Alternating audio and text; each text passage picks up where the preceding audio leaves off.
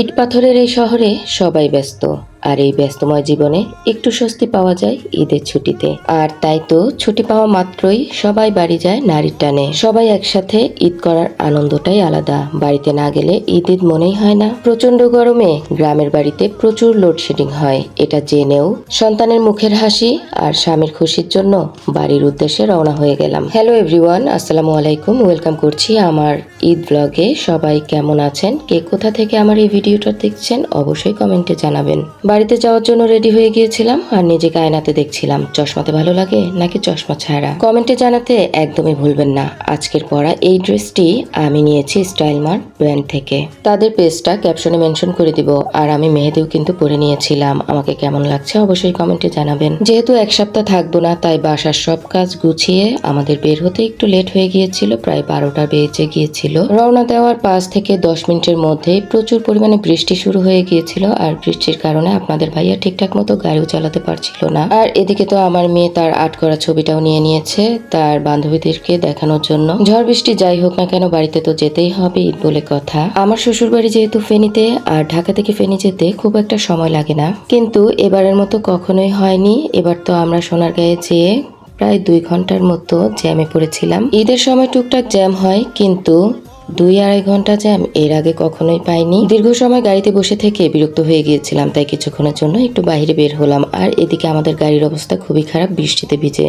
যতদূর চোখ যায় শুধু গাড়ি আর গাড়ি, আর গাড়িগুলো সব থেমের ছিল আর সব মানুষই মোটামুটি বের হয়ে গিয়েছিল। আর আমার ছেলে দেখেন কি করছে, ও তো কিছু ঘাসফুল ছিঁড়ে এনে দিল আমাকে, আর আমি ঘাসফুলগুলো দেখছিলাম। ছোটবেলা আমিও এই ঘাসফুল দিয়ে খেলতাম। মাঝে মাঝে বাচ্চারা এমন কিছু কাজ করে, ওদের কাজকর্ম দেখে আমি আমার শৈশবে ফিরে যাই। কিছুক্ষণ যাওয়ার পরে আমরা একটা শর্টকাট রাস্তা খুঁজে পাই, আর সেটা হচ্ছে গ্রামের ভিতর দিয়ে। গ্রামের ভিতর দিয়ে এত সুন্দর একটা রাস্তা আছে, এটা তো আমরা আগে জানতামই না, এর আগে কখনো যাইনি। রাস্তার দুই পাশে শুধু সবুজ আর সবুজ, দেখে একদম মনটা ভরে গিয়েছিল। এটাই হচ্ছে গ্রামের আসল সৌন্দর্য। চোখ জুড়িয়ে যায়, মন শান্তি হয়ে যায় এই সুন্দর দৃশ্য দেখলে। এত সুন্দর দৃশ্য আমি একদমই মিস করতে চাইনি, আর তাই তো ক্যামেরা বন্দি করে নিলাম আর আপনাদের সাথে সেটা শেয়ার করলাম। সকালে হালকা পাতলা নাস্তা করে আমরা বের হয়েছিলাম, কিন্তু এত লম্বা জ্যাম ছিল যে আমরা দুপুরে লাঞ্চটা করতে পারিনি। বাচ্চাদের অনেক বেশি ক্ষুধা পেয়ে গিয়েছিল, কিন্তু এখানে খাবারের কোনো কিছুই দেখা যাচ্ছিল না। অনেকটা পথ যাওয়ার পরে আমরা লোকালয়ের দেখা পেলাম, আর সেখানে ছোট্ট একটা হোটেলও খুঁজে পেয়েছিলাম। আর সেখান থেকে আমরা কিছু খাবার কিনে নিয়েছিলাম। আমরা কিছু চিকেন কাবাব আর সিঙ্গারা কিনে নিয়েছিলাম।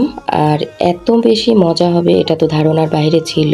আর আমি এখানে দেখেন ভিডিও করতে শুরু করে দিয়েছি। ব্লগার বলে কথা, যেখানে যাই আমার ভিডিও করতে অনেক বেশি ভালো লাগে। এখানে এসেও আমরা কিছুক্ষণ জ্যামে পড়েছিলাম, আর তাই তো আমি দাঁড়িয়ে দাঁড়িয়ে এগুলো ভাজা দেখছিলাম। ভাজা হয়ে গেলে আমি খাবারগুলো নিয়ে তারপর গাড়িতে বসে খেয়েছিলাম।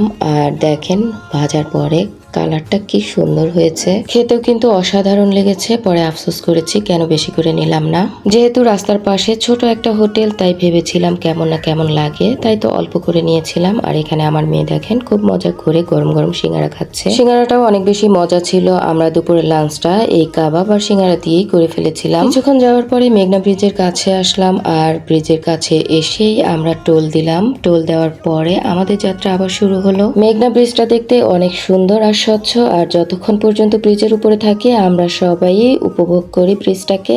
আর এই তো দেখেন কুরবানির গরু একটা দেখে ফেললাম, মাশাআল্লাহ।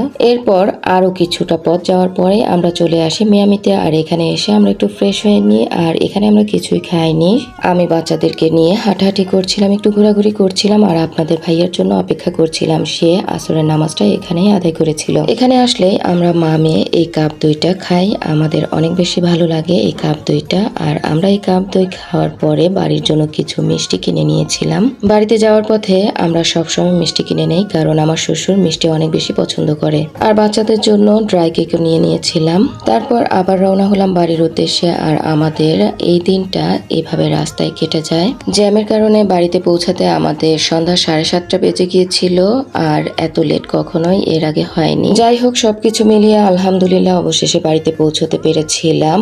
আর আজকের ব্লগটা আমার এই পর্যন্তই। যদি ভালো লাগে অবশ্যই লাইক, কমেন্ট এবং একটা শেয়ার করতে ভুলবেন না।